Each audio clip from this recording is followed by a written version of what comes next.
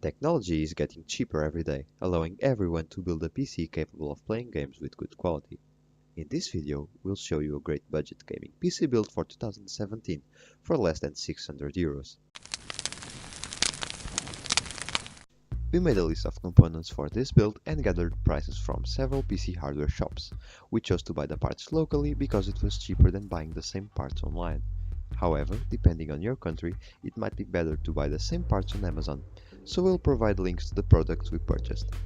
For this build, we chose the following components: an Asus H110MK motherboard, an Intel Core i5-6500 CPU, an MSI GTX1050 with 2GB of memory, 8GB of DDR4 memory, an SSD from Kingston with 120GB of capacity, a Nox Urano SX 500W power supply, a 120mm fan, a Nox case, and a 500GB hard drive we pulled from an old laptop.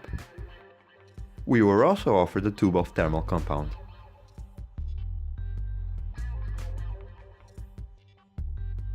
We went with an Intel CPU based on personal preference, and we wanted the last gen CPU. A 6th gen CPU is not only cheaper, but is also supported by more motherboards than a 7th gen CPU.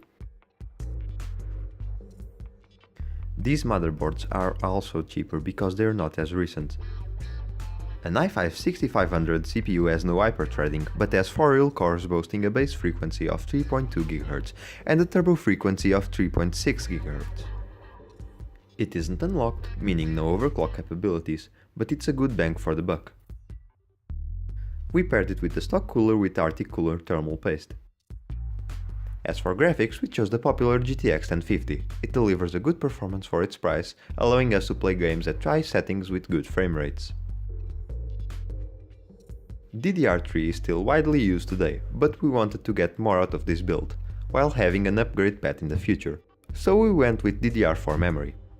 Ours is made by Crucial, running at 2133 MHz, and we chose to buy one stick of 8GB instead of two 4GB sticks, so we could upgrade our system memory to 16GB without having to sell the old RAM. This way, only one of the two RAM slots on the motherboard is used for now. At the price point we were aiming for, using an NVMe SSD wasn't an option, but we still wanted an SSD to install the OS and some games. We chose a Kingston SSD Now UV400 with 120GB of capacity, because it offered the best speeds for under 60 euro.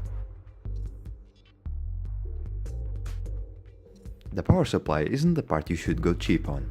It has to deliver adequate power to your system under load, but don't think that only the watts matter.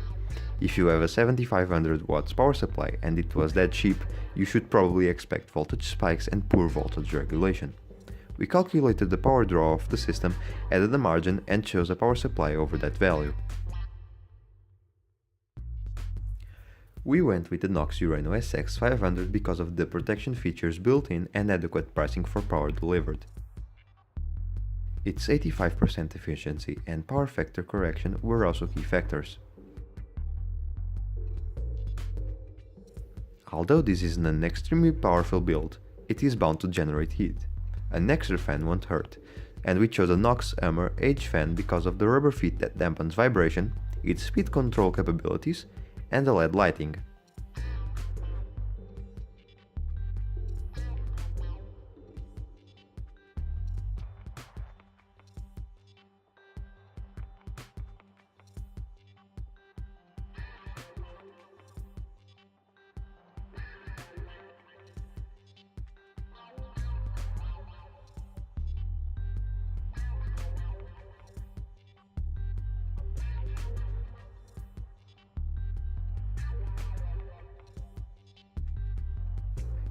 As for the case, there's not much to worry about at this price point.